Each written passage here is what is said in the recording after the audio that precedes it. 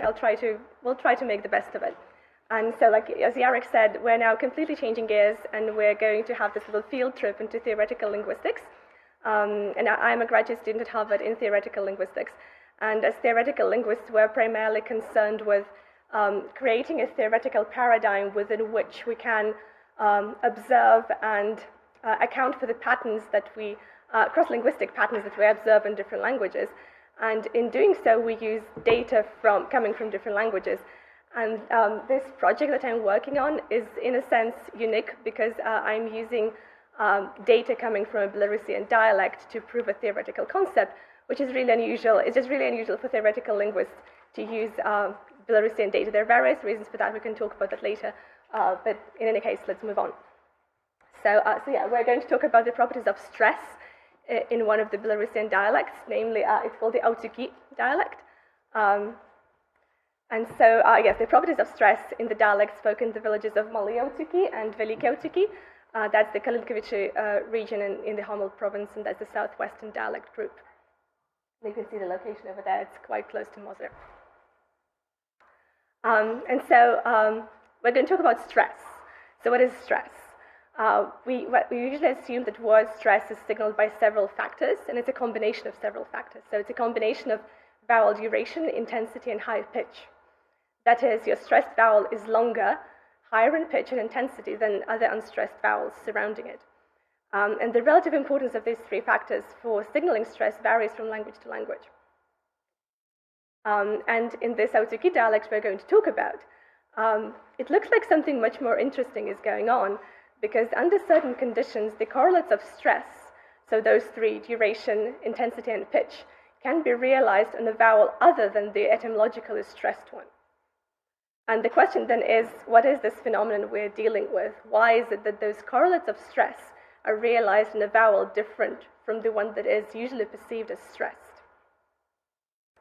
And yeah, this is another important question. Why should we care about this? And that is that it is usually assumed in linguistics literature that the stressed vowel is this locus in which the high pitch, intensity, and duration combine or culminate. But the data presented here shows that these features can be dissociated from the stressed syllable. And that essentially leads you to thinking that maybe we should reconsider what we treat as stress as linguists. Okay, so let us talk really briefly about vowels and stress in Belarusian. So standard Belarusian as well as dialect has stress and no tonal distinctions. Stress in Belarusian is free and mobile, as you probably know, and it's acoustically signaled by intensity and length as well as high pitch. And there is no phonemic vowel length in the language, which will be important. Okay, so, and in the Aciuki dialect, a high tone, lengthening, and intensity peak may be introduced on the syllable immediately preceding the stressed one. And this is also the syllable that's usually called pretonic. The stressed one is called tonic, and this one is pretonic, hence the title of my talk. And there is conditioning for that. So depending on the height of the vowels, of the two vowels, the pretonic one and the stressed one, I'm going to refer to them as V1 and V2. And for ease of reference, I'm calling this phenomenon Pretonic Prominence, or PP. I'll be referring to it as PP. Okay, and here's the vowel chart.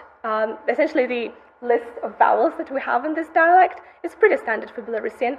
And so, again, just to make sure that we're all on the same page, so this process applies when our first, the pretonic vowel V1 is a low vowel, so one of those, these three.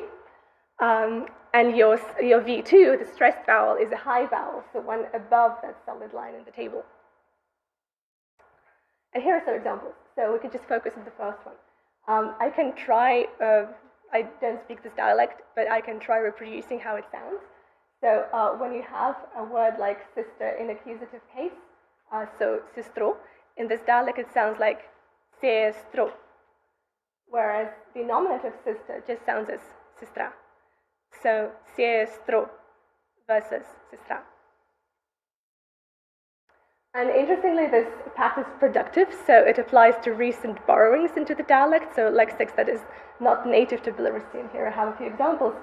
So most of my informants are like people, elderly people, and so they like to talk about medical terminology a lot.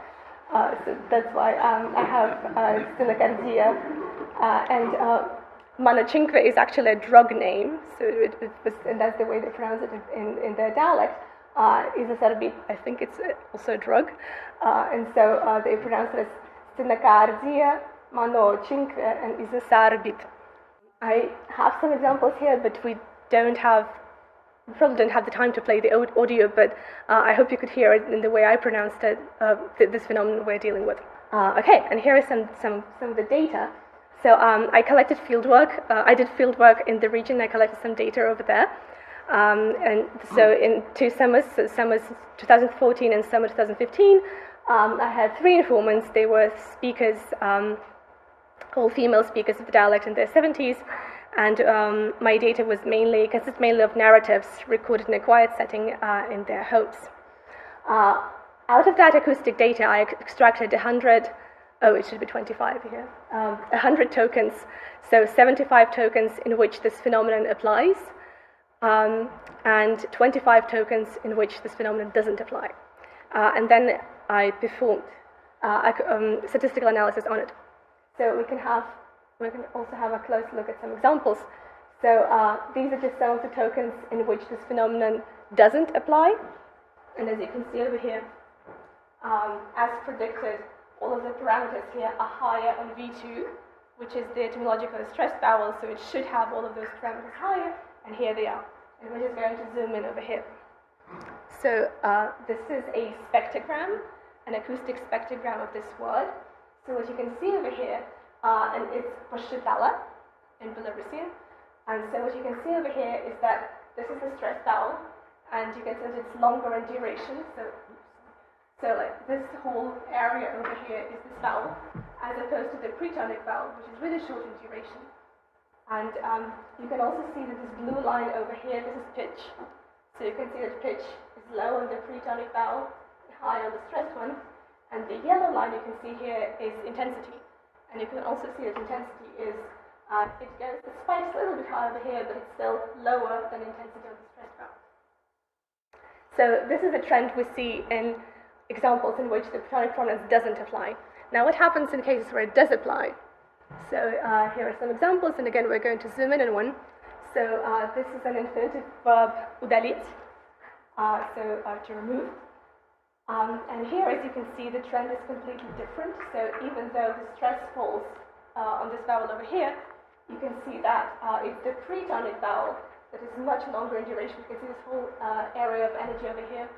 And you can see how pitch is higher here and lower the stressed vowel, and intensity as well is higher over here and lower here. So something is clearly going on here, and just to make sure that this is robust and prominent, I did a statistical analysis. So we don't need to go into details here, but the main thing is that you can see a very clear difference between the two trends. So these are V1 unmarked, V2 unmarked, are the cases in which Pretonic Prominence doesn't apply. And here you can see that in terms of duration, your second vowel, the stressed one, is much higher. Whereas when we look at cases in which Pretonic Prominence does apply, the trend is reversed. So it's the pretonic vowel that is significantly longer in duration. In the interest of time, we can skip pitch and intensity. Okay, we can have a very, very quick look here. It's just that, again, the main thing to notice here is that these two conditions clearly differ from the other two conditions, and you can see the means over here, they're also clearly different. And in terms of intensity, again, you can see that these two conditions are clearly different from these two conditions. Okay, and here is the summary of the data, which again we can skip. And so here's my tentative analysis about what's going on here.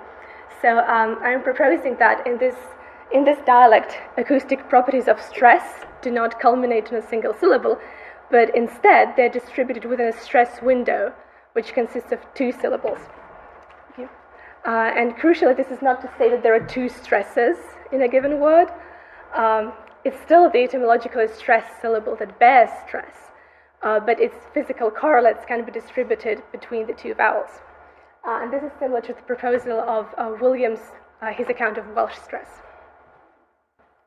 And so why does this change only apply in the conditions that it does apply? Well, I'm saying that this is because within this stress domain, the correlates of stress need to be aligned with the lowest vowels of the two. We can talk about what lowest means later if you have questions. And I think I should probably stop over here, but again, if you have questions, and thank you. And that is yours faithful in the village now. Thank you.